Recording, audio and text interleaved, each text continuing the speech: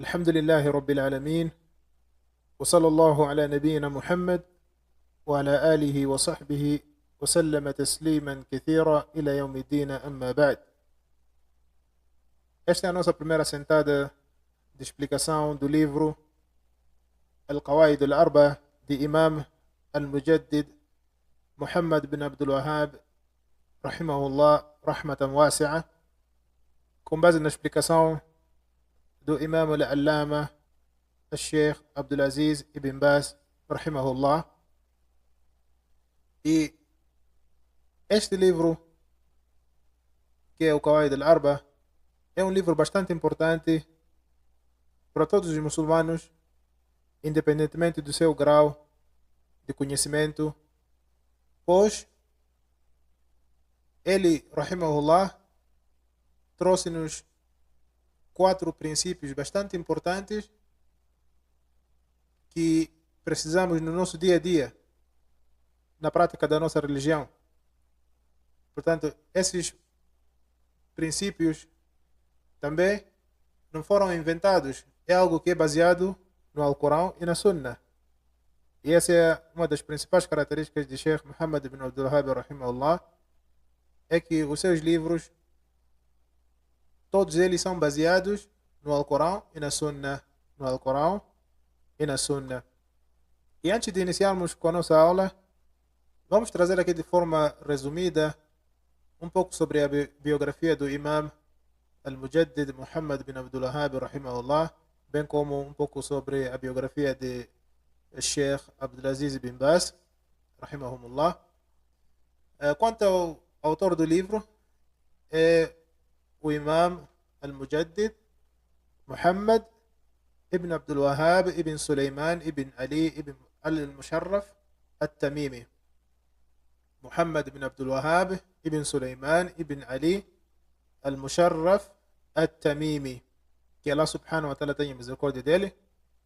E ele, rahimahullah, pertencia à tribo de Bani Tamim, que é uma das tribos árabes mais conhecidas e famosas, e também é uma das tribos que foi mencionada bastante em diversos ahadith, do profeta sallallahu alaihi wasallam. Ele, rahimahullah, Sheikh Muhammad, nasceu no ano 1115 de Hijra. Nasceu no ano 1115 de Hijra, isso corresponde mais ou menos ao ano 1703 ou 1704. E ele, rahimahullah, nasceu na cidade de Al-Uyayna. Nasceu na cidade de Al-Uyayna, na região de Najd, na Península Árabe, no que hoje é parte da Arábia Saudita. Ele, rahimahullah, nasceu numa família conhecida por seu empenho no conhecimento da religião, bem como na jurisprudência islâmica. Quanto ao perfil do Sheikh, ele, rahimahullah, foi um grande imam e sábio renomado, e também um sábio agraciado por Allah Azza wa Jal, com um profundo entendimento de fiqh e a sua visão clara sobre a legislação islâmica, a Sharia. Especialmente na crença dos Ahl Sunnah, wal Jama'a. Quanto aos seus estudos, ele, rahimahullah, iniciou os seus estudos quando era ainda pequeno. O seu pai era um grande sábio, portanto ele estudou primeiro com seu pai e também estudou com os sábios da sua terra natal. Depois viajou para Iraque, bem como Meca e Medina, para aprender com os sábios locais, antes de retornar para a sua terra natal. Quanto à sua missão reformadora, ele, rahimahullah, ao notar o apego que as pessoas tinham aos túmulos, às sepulturas, às árvores, direcionavam adoração a isso, ele, rahimahullah, convocou as pessoas para o monoteísmo puro, ensinando que o pedido de socorro, al-istighatha, a outros além de Allah Azza wa Jal, constitui politeísmo maior. E ele, por isso, por esse chamamento que ele fez, que é convidar as pessoas para o monoteísmo e proibi-las de praticar o shirk, ele enfrentou uma forte oposição dos seus contemporâneos, pois as pessoas estavam mergulhadas no shirk. A maior parte delas não conhecia da religião senão o shirk. Veja só. Não conheciam da religião senão o shirk. Por isso, até aqueles que eram ditos de sábios se opuseram a ele, rahimahullah, porque é como se ele trouxesse algo novo. Por isso, houve uma grande oposição. Foi dado vários nomes, como é costume. Mas ele, rahimahullah, preservou com paciência até que Allah subhanahu wa ta'ala lhe concedeu a vitória e muitos seguidores entre os sábios e as pessoas comuns. E isso mostra de que qualquer pessoa que chama para o bem encontrará opositores, daqueles que praticam aquilo que é contrário àquilo que a pessoa está a chamar. E a pessoa tem que ter paciência, e permanecer firme, pois a vitória vem da parte de Allah Azza wa Jal.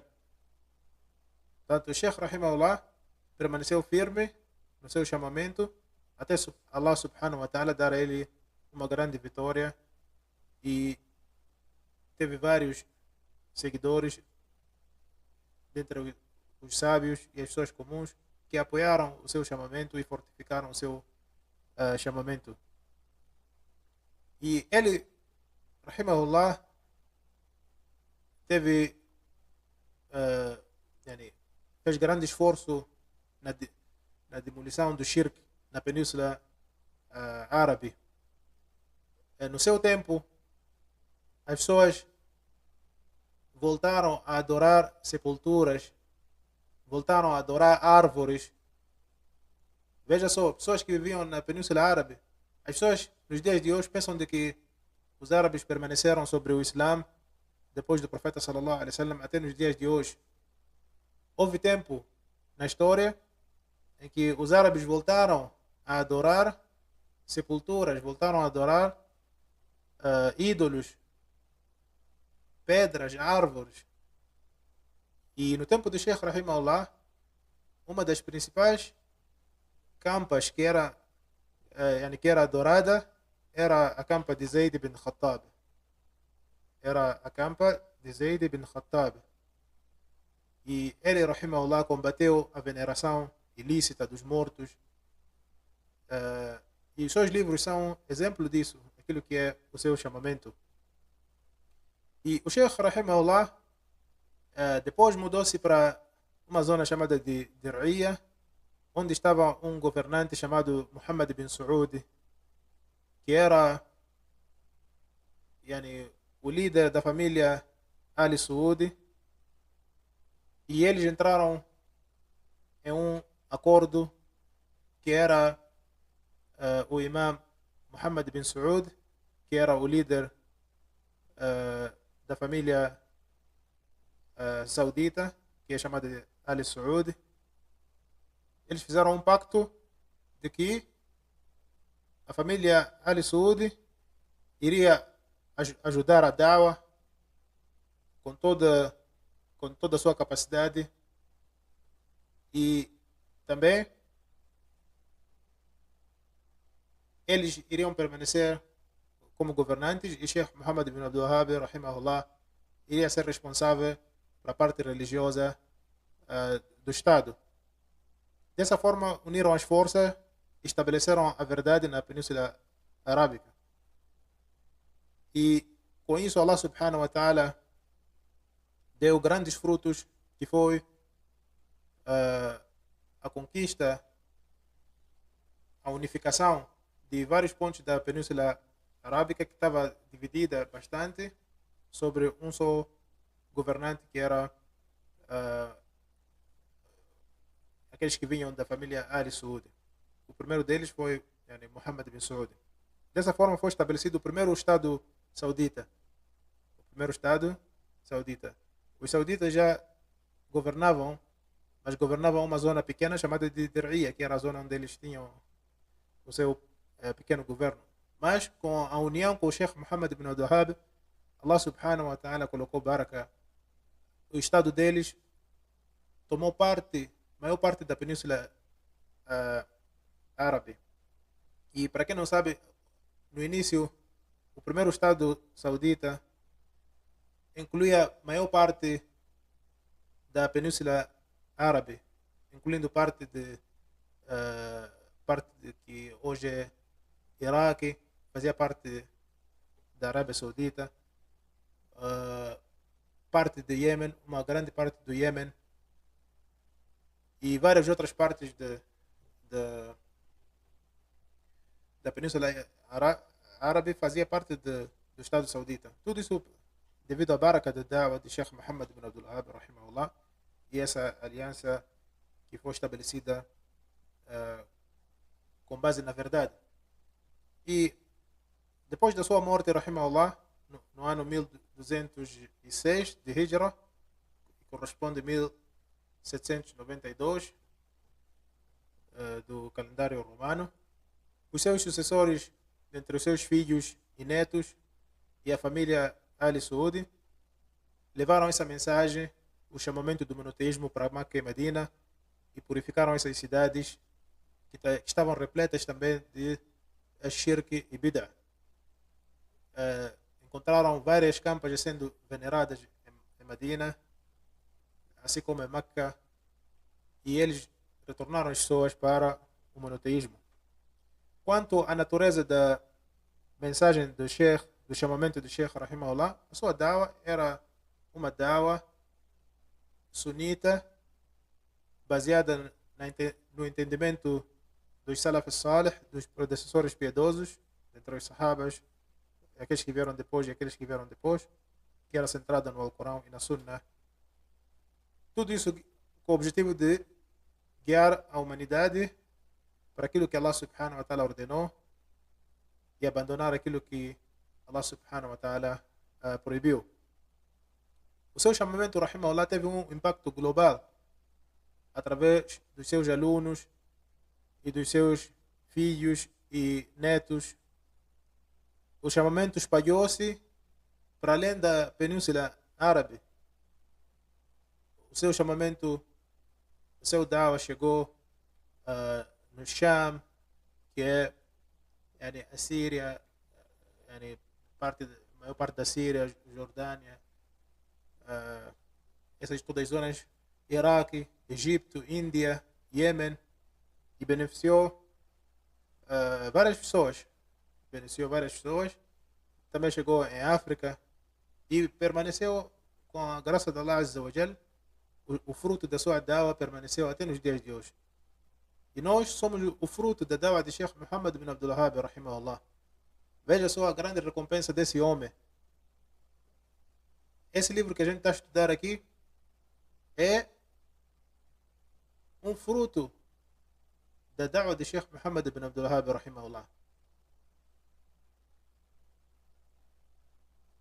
Quase não existe pessoa que queira aprender o monoteísmo correto, excepto que ele volta para os livros de Sheikh Mohammed bin Abdul Wahhab, rahimahullah. Isso é um favor de Allah Azza wa Jal que colocou neste homem, embora tivesse grande oposição. E veja só os opositores dele, a sua da'wah não chega a nenhum sítio, não chegou a nenhum sítio. Os seus nomes foram esquecidos ao longo da história. Mas o nome dele permaneceu até no dia de hoje. Portanto, isso tudo vem da parte de Allah Azza wa Jal. Allah subhanahu wa ta'ala é quem garante os bons frutos, subhanahu wa ta'ala. A pessoa que tem que fazer é se empenhar. Quanto aos frutos, isso cabe a Allah Azza wa Jal. Cabe a Allah Azza wa Jal. As pessoas, algumas gostam de apressar o resultado. Fazem algo, querem ver o resultado imediato. E isso é algo que pode levar a pessoa a não se empenhar como deve ser na da'wah. Por quê? Porque quer resultados concretos. Quer chamar as pessoas hoje e amanhã quer que as pessoas respondam ao chamamento. Isso é algo que não é metodologia daqueles que seguiram os Anbiya, como é o caso da da'wah de Sheikh Muhammad ibn Abdul Wahhab, rahimahullah. Ele não procurava frutos imediatos, mas sim colocava a sua confiança em Allah Azza wa Jal, chamava as pessoas e prontos. E deixou isso tudo, o resultado com Allah Azza wa Jal. E Allah Subhanahu wa Ta'ala deu o resultado depois de vários anos.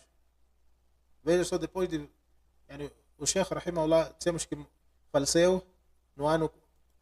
Em que ano? Dissemos que ele faleceu no ano 1206 da Hijra, que corresponde a 1792 do calendário romano. Veja só, há quantos anos ele faleceu? Rahimahullah. No ano 1792. Até agora que estamos em 2026. Quantos anos passaram? Ele próprio não viu os verdadeiros frutos da sua da'wah. Chamou as pessoas bastante, sofreu o que sofreu, mas depois destes todos os anos é que a gente está a viver quase mais de 200 anos, ou 200 e poucos anos, os resultados é que estão a aparecer. Portanto, a pessoa não pode esperar sempre que Allah Subhanahu wa Ta'ala vai dar resultado imediatamente. Se a pessoa se esforça no seu caminho, o seu resultado pode sair daqui a 5 anos, 10 ou até mais, 100 anos. Não é necessário que a pessoa esteja presente para ver o resultado do seu esforço na divulgação da religião de Allah Azza wa Jal. Hoje você pode escrever ou pode fazer um ato de caridade pequeno. Você construir um poço e deixar, você morre. Depois de 50 anos, aquele poço pode ser que já beneficiou 1 milhão de pessoas. Portanto, isso é o fruto depois de muito tempo. Portanto, não devemos nos apressar quando a gente se empenha no caminho de Allah Azza wa Jal, podemos nos apressar em ver os seus resultados. Tá aí. No que diz respeito ao legado literário do Sheikh Rahimahullah, o Sheikh Rahimahullah deixou várias obras fundamentais, como é o caso de Kitab al-Tawhid, como é o caso também de Al-Uthul al-Thalatha, que são os 3 princípios, e os Qawaid al-Arba, que são os 4 princípios que a gente vai ver, Kashf al-Shubuhat e vários outros livretos benéficos que deixou ele, Rahimahullah. E o Sheikh Rahimahullah tem uma característica: ele não escrevia livros somente por escrever, porque queria ter obras. Não.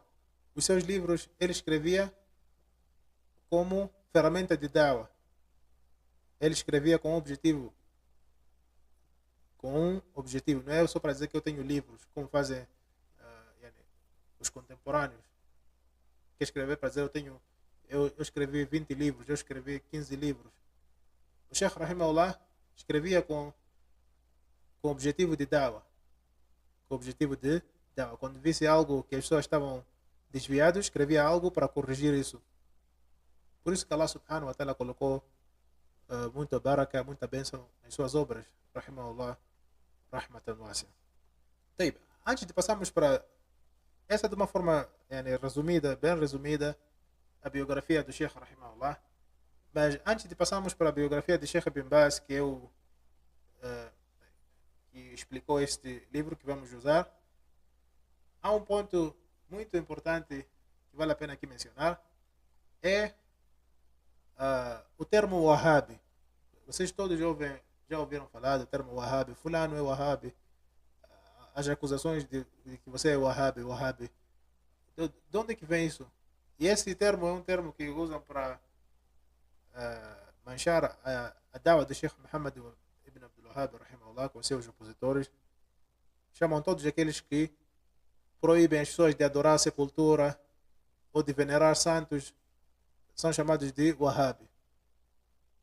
Esse termo Wahhabi, primeiro, vamos voltar para o nome de Sheikh. Eu no início mencionei qual é o nome de Sheikh. O nome de Sheikh é Muhammad. É Muhammad. Muhammad bin Abdul Wahhab. Muhammad, filho de Abdul Wahhab. O seu pai era Abdul Wahhab, o seu avô era Suleiman, o seu bisavô era Ali. Tá. Por que focou-se nesse termo Wahhab, enquanto o nome dele nem é Wahhab? Isso é algo que você deve refletir e questionar os opositores. Dizem você é Wahhab como uma atribuição ao Sheikh Muhammad bin Abdul Wahhab. Se nós somos Wahhabis e o nome do Sheikh é Muhammad, então quer dizer que esse termo não tem nenhum enquadramento. E o pai do Sheikh não teve a fama que teve o seu filho. Portanto, isso é o primeiro ponto que você deve notar. Os opositores, aqueles que procuram sempre manchar a imagem de alguém, levam coisas somente para manchar a imagem, sem às vezes usar a lógica, nem refletir naquilo que eles estão a dizer. Mas esse termo Wahhabi tem um outro objetivo. Qual é o objetivo? Existia um indivíduo na atual Algéria, entre a Algéria e a Tunísia, que é essa zona que é chamada do Maghreb, também o Marrocos. Existiu um movimento, uma seita, antes de Sheikh Muhammad bin Abdul Wahhab, rahimahullah, muito antes dele nascer. Existia uma seita chamada de uns Khawarij, cujo o líder era chamado de Abdurrahman ibn Rustum. Esse era um Khariji. A crença dos Khawarij é conhecida, é a crença dos que hoje chamam de terroristas, extremistas, aqueles que fazem o que fazem, que a gente vê, como é o caso do Estado Islâmico, Boko Haram, Al-Qaeda, todos esses são Khawarij. Existia uma seita antes de Sheikh Muhammad bin Wahhab, rahimahullah, e os seus seguidores, os seguidores dessa seita, eram chamados de Wahhabis. Eram chamados de Wahhabi, atribuição ao seu líder, que era Abdul Wahhab ibn Rustum. Abdul Wahhab ibn Rustum. Tá aí. Por que levaram esse termo e foram lançar na dawa de Sheikh Muhammad? Por que não disseram que os seguidores da dawa de Sheikh Muhammad eles são Muhammadis? Ninguém disse que eles são Muhammadis. Disseram que são Wahhabi. No tempo do o Império Otomano, que era um dos maiores inimigos da dawa, do chamamento de Sheikh Muhammad bin Abdul Wahhab, rahimahullah, eles pegaram esse termo Wahhabi para manipular as pessoas, a opinião pública, porque as pessoas na altura conheciam que existia uma seita extremista que fazia coisas contrárias à religião e eram chamados de Wahhabi. Então, o Império Otomano usou o termo que era usado para esses Khawarij e lançou isso para os seguidores da dawa de Sheikh Muhammad bin Abdul Wahhab, para que as pessoas confundissem aqueles que eles conheciam que eram extremistas, para fazerem uma ligação. Eles queriam dizer que a dawa de Sheikh Muhammad bin Abdul Wahhab é como a dawa daqueles Khawarij que vocês conhecem. Por isso começaram a propagar esse nome, principalmente quando as pessoas vinham para fazer o Hajj. Começavam a dizer: cuidado, tem um grupo chamado seguidores de Muhammad bin Abdul Wahhab, eles são Wahhabis. Tudo isso com o objetivo de afugentar as pessoas do chamamento de Sheikh Muhammad bin Abdul Wahhab, rahimahullah, rahmatan wasi'a. De uma forma resumida, esse é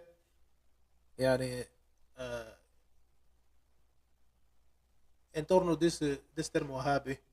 E como disse, o Império Otomano era um império que estava mergulhado no sufismo.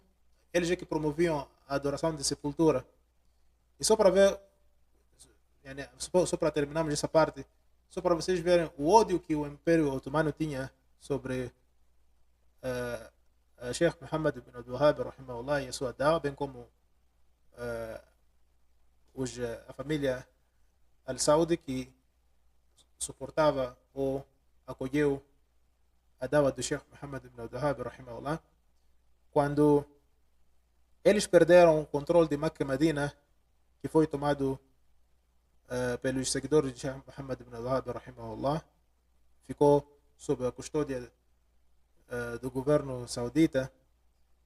Eles perderam peso no mundo islâmico, o Império Otomano. E o imperador otomano mandou o seu governador, que estava no Egito, Muhammad Ali Pasha, para enviar um exército para ir derrubar o Estado Saudita, que a sua capital era Dir'ia.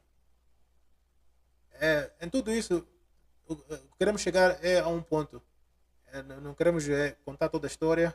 A história é algo que precisa de muito tempo. Queremos chegar só a um ponto, que é, depois eles cercaram Dir'ia durante 6 meses. Ninguém entrava, ninguém saía. As pessoas morreram de fome. Depois o último governante da família saudita, do primeiro Estado saudita, decidiu se render, com a condição de que o Império Otomano, com o seu exército, não matasse ninguém dentre as pessoas. E eles entraram em acordo de que não iam fazer mal a ninguém. Mas depois de se render, eles começaram a pegar os ulama da Dawa, e começaram a matar. Dentre eles, pegaram quem? Pegaram o neto de Sheikh Muhammad ibn Abdul Wahhab, rahimahullah, um grande sábio que é chamado Sheikh Suleiman bin Abdullah ibn Muhammad ibn Abdul Wahhab, rahimahullah. E é um dos autores de uma das melhores explicações do livro Kitab al-Tawhid. Levaram ele, foram com um exército até no cemitério. Começaram a tocar músicas, porque eles sabiam de que os imãs da Dawa proibiam a música e instrumentos musicais.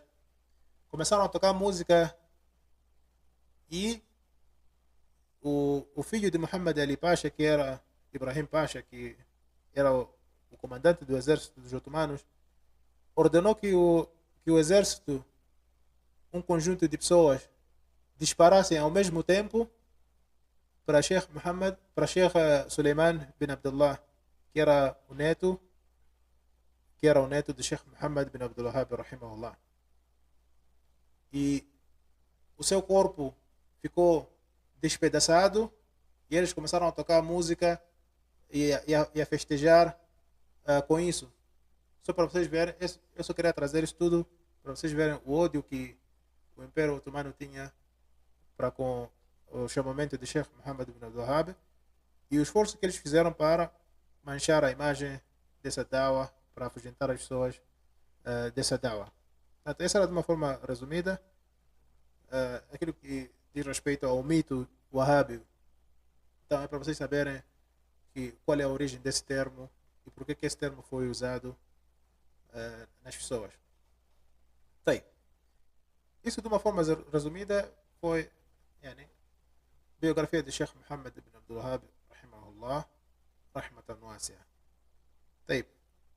Outra biografia que vamos ver é do Sheikh Ibn Baz, que é quem explicou este livro, um dos explicadores desse livro, que é a versão que a gente vai ver nas nossas aulas.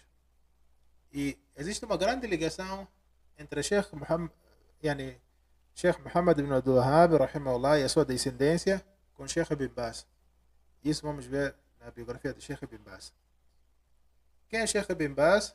Sheikh bin Baz, Sheikh Abdulaziz bin Abdullah bin Baz, rahimahullah, dos grandes sheikhs da presente época, yani, já faleceu, rahimahullah.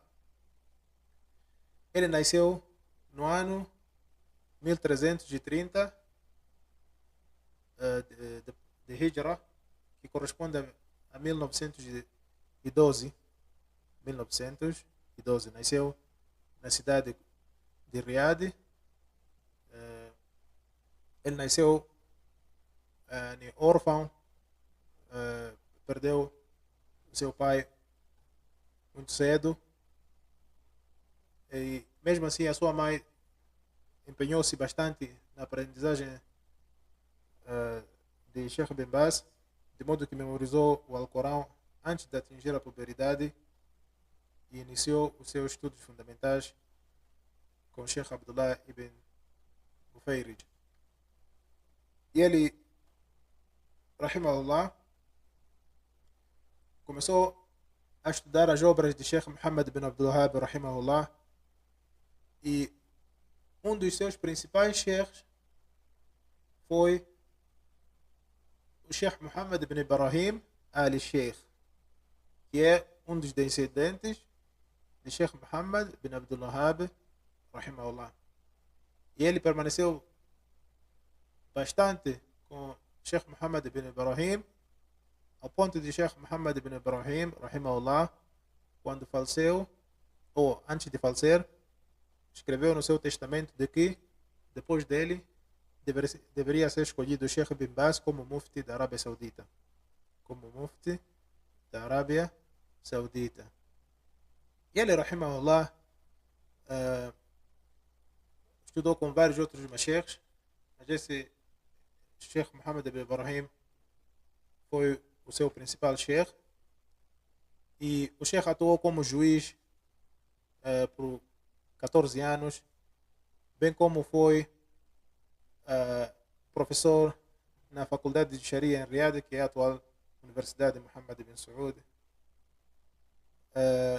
Também no ano 1961, quando a Universidade Islâmica de Medina foi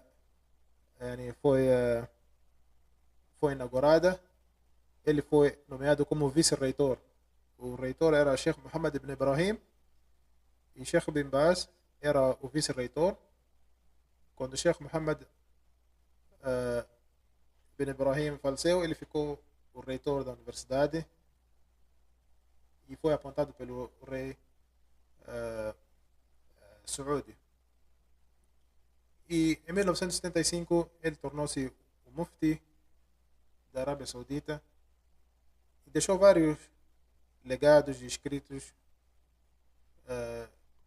que é conhecido para quem se ocupa com as obras dos sábios. É, de uma forma resumida, a biografia de Sheikh Ibn Baz, rahimahullah, rahmatan wasi'a. Bem, no que diz respeito ao livro, que é Qawaid al-Arba, os 4 princípios,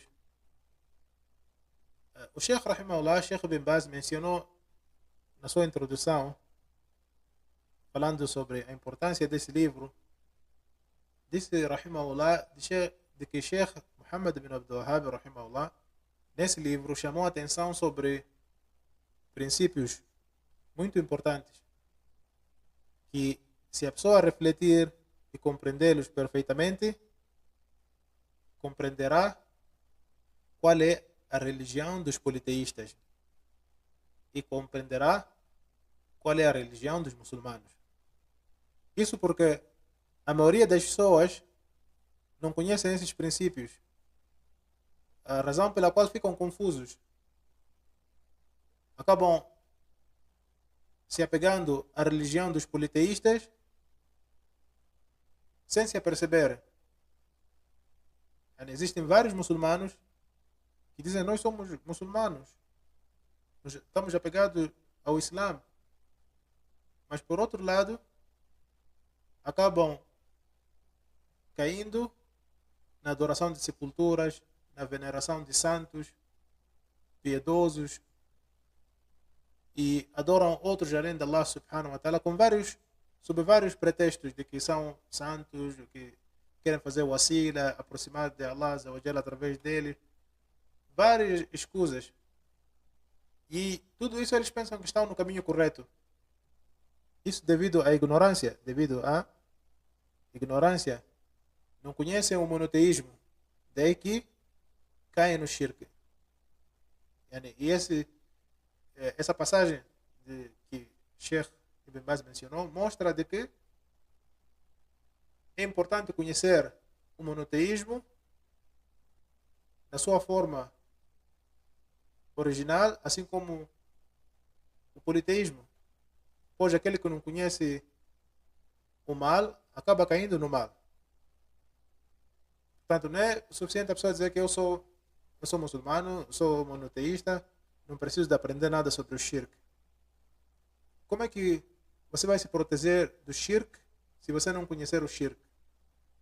Portanto, esse livro é um livro que traz-nos esses ensinamentos, que é a diferença entre a religião do monoteísmo com a religião do shirk, que é politeísmo. De uma forma resumida, essa é a essência do livro. O que vamos aprender nesse livro? Mais uma vez, vamos aprender qual é a religião do monoteísmo e qual é a religião do shirk, do politeísmo, para que o muçulmano não caia no politeísmo sem se aperceber. Para que o muçulmano não caia no politeísmo sem se aperceber. E o Sheikh Rahimahullah vai mencionar evidências do Alcorão e da Sunna a respeito disso.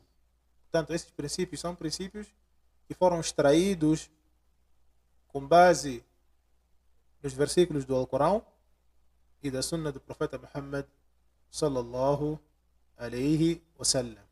Portanto, de uma forma resumida, esse é o conteúdo do livro. É o conteúdo do livro que iremos de iniciar, inshallah ta'ala, na próxima aula, como o tempo não nos permite ir mais para frente. Portanto, vamos terminar por aqui. Pedimos a Allah subhanahu wa ta'ala que nos aumente no conhecimento benéfico e que Allah subhanahu wa ta'ala nos faça agir de acordo com esse conhecimento. E pedimos a Allah subhanahu wa ta'ala a firmeza na religião até encontrarmos com Ele subhanahu wa ta'ala. وبالله التوفيق صلى الله على نبينا محمد وعلى آله